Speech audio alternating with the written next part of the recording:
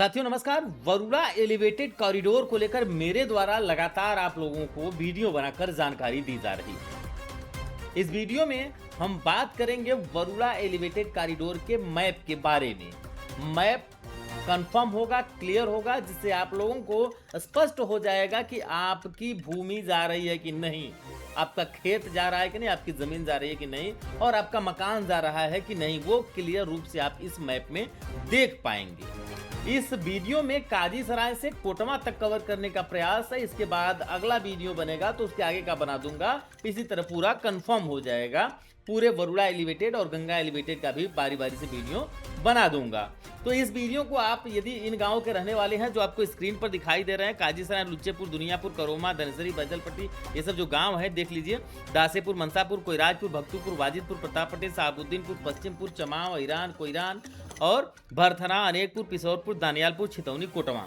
तो इन सब गाँव के यदि आप रहने वाले हो तो वीडियो पूरा देख लीजिएगा ताकि आपको समझ में आ जाए। कोटवा से कई लोगों का फोन आ रहा है कि कोटवा गांव जब नहीं जा रहा है तो फिर क्यों नाम है लिस्ट में, तो वो भी शंका का समाधान इस वीडियो में हो जाने वाला है। चलिए, बहुत ज़्यादा समय आप लोगों का नहीं लेता हूं क्योंकि बहुत ज़्यादा समय लेने के बाद वीडियो में डिटेल बता नहीं पाऊंगा। तो फिलहाल मैं अपने कैमरा को भी ऑफ कर देता हूं ताकि आप लोगों को बताने में आसानी हो, समझाने में आसानी हो और आप लोग आसानी से समझ पाएँ। ये आप लोग देख रहे हैं, ये वरुणा एलिवेटेड कॉरिडोर का पूरा मैप है। अगर मैं इसे जूम आउट कर दूं तो ये आप स्पष्ट रूप से स्क्रीन पर आपको पूरा एलिवेटेड कॉरिडोर दिखाई दे रहा होगा। ये काजीसराय से प्रारंभ हो रहा है और नमो घाट पर जाकर खत्म हो रहा है। ये जो यहाँ पर आप देख रहे हैं ये काजीसराय है, ठीक है। ये जो इलाका है ये काजीसराय ही है। आगे बढ़ते हैं हम लोग तो देखिए काजीसराय में थोड़ा सा जूम कर देते हैं ताकि बेहतर आप लोगों को समझ में आए और समझाते हुए हम इसे चलते चलेंगे। देखिए यहाँ पर काजीसराय में कई लोगों का कहना है कि काजीसराय में कहाँ से एलिवेटेड रोड प्रारंभ हो रहा है।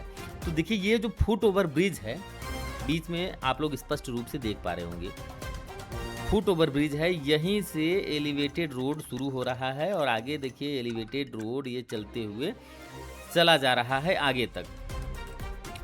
आगे जाने के बाद ये देखिए जो मार्केट है काजीसराय का ये पूरा हिस्सा खत्म हो जा रहा है। एक तरफ आप लोग देख सकते हैं और दूसरी तरफ की बात करें तो दूसरी तरफ ये पूरा इलाका जा रहा है। कई लोगों का एक कहना था कि एलिवेटेड रोड जो जा रही है वो दूसरी तरफ यानी धनेसरी और धनेसरी और इन सब गाँवों को क्यों प्रभावित कर रही है। तो यहाँ ये भी क्लियर कर दूँ। सबसे पहले मैं इधर से स्टार्ट करता हूँ।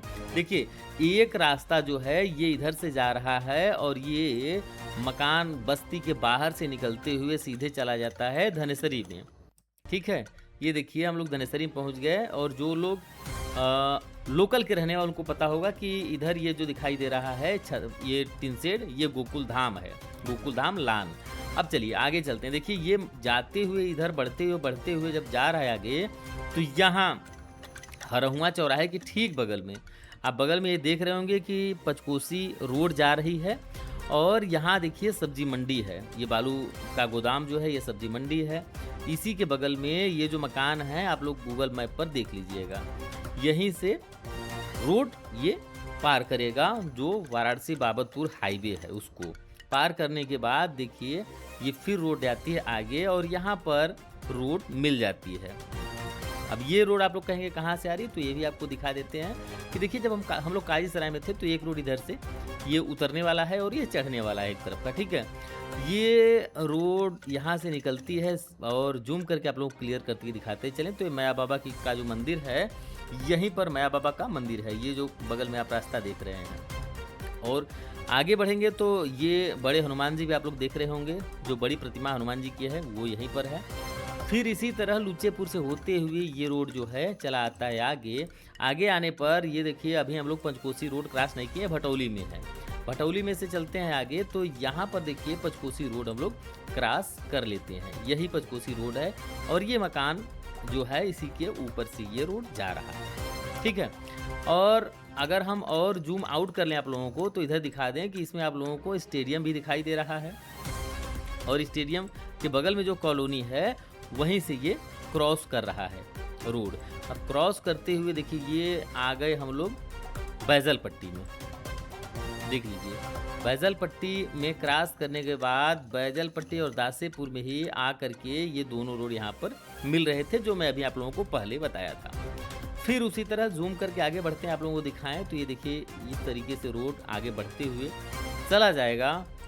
और फिर दासेपुर से होते हुए हम आगे बढ़ते हैं तो ये देखिए भक्तपुर से सीधे आगे आएंगे तो हम लोग चले आएंगे कोइराजपुर में। ये आप लोग मैप में साफ तौर पर देख सकते हैं कि ये हम लोग आगे बढ़ते हुए चल रहे हैं। अब ये हमारी एंट्री हो गई संभवतः कोइराजपुर में, ठीक है। ये कोइराजपुर में जो लोग यहाँ लोकल रहने वाले उनको पता होगा, ये जो भट्ठा बोला जाता था वो है। और वहीं से हम आगे बढ़ते हैं तो ये जो रास्ता दिखाई दे रहा है रोड के बीच में जो रास्ता क्रॉस हो रहा है, ये कोइराजपुर गांव में अंदर जाने वाला रास्ता है। और ये पंचायत भवन है, पंचायत भवन जो है उसी के ऊपर से ये रोड गुजर रहा है। फिर आगे चलते हैं, देखिए तो आगे जाने के बाद एक बहुत बड़ा ये राउंड बनेगा, ये आप देख सकते हैं, ठीक है। फिर उस राउंड के बाद यदि हम आगे चलें तो एक जो रोड होगा वो इस तरफ जाएगा, पुल जो इसको क्रॉस करते हुए आगे तक जाएगा प्रतापपट्टी तक, यहाँ आप देख लीजिए, ठीक है। और एक पुल जो है रिंग रोड का वो आ जाएगा आगे तक, जो कोइराजपुर में ट्यूबवेल है उसके आगे तक जाएगा ये। फिर अब चलते हैं कोइराजपुर गांव के आगे, तो देखिए जहाँ से कोइराजपुर का पुराना रास्ता है वो चलते हुए हम आगे बढ़ते हैं और ये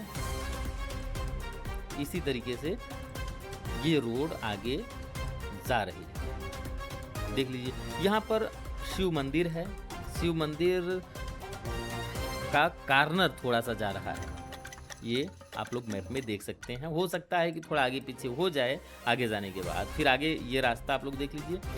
फिर ये चलते हुए हम आगे चलते हैं तो यहाँ पहुँचने के बाद यहीं पर कोइराजपुर में पानी की जो टंकी है जल जीवन मिशन की वो लगाई गई है। और ये बगल में सतसाई आश्रम है, इसको भी आप लोग देख सकते हैं। हो सकता है कि थोड़ा बहुत इसमें परिवर्तन हो, तो संभव है परिवर्तन हो, ठीक है। आप लोग इसको देख लीजिएगा। ये इस तरीके से रोड जो है जा रही आगे। और आगे जाने के बाद यहाँ देखिए ये जो रास्ता है, गुजरने वाले लोग जानते होंगे ये रास्ता जो है ये शिवपुर चला जाता है और यहीं पर नाला है, ठीक है।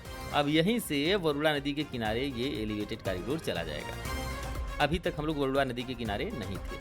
अभी देखिए वरुणा नदी के किनारे से ये पश्चिमपुर गांव है, पश्चिमपुर गांव से हम आगे गांव में से ये रोड ऐसे वरुणा नदी किनारे किनारे चलते हुए आगे बढ़ते हुए जा रहे हैं हम लोग रोड से, ठीक है।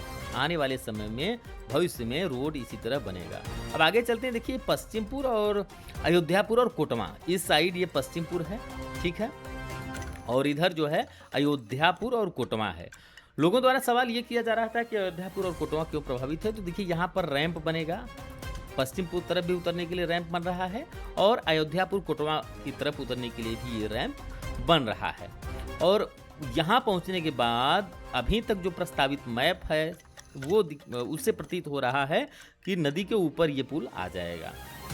अब फिर आगे बढ़ते हैं तो देखिए इधर कोटमा का जो इलाका है उसमें भी ये पुल चला जा रहा है, जो रैंप बना है उसको लेकर के, ठीक है। तो कोटमा की जो भूमि जा रही है वो इसी के चलते जा रही है।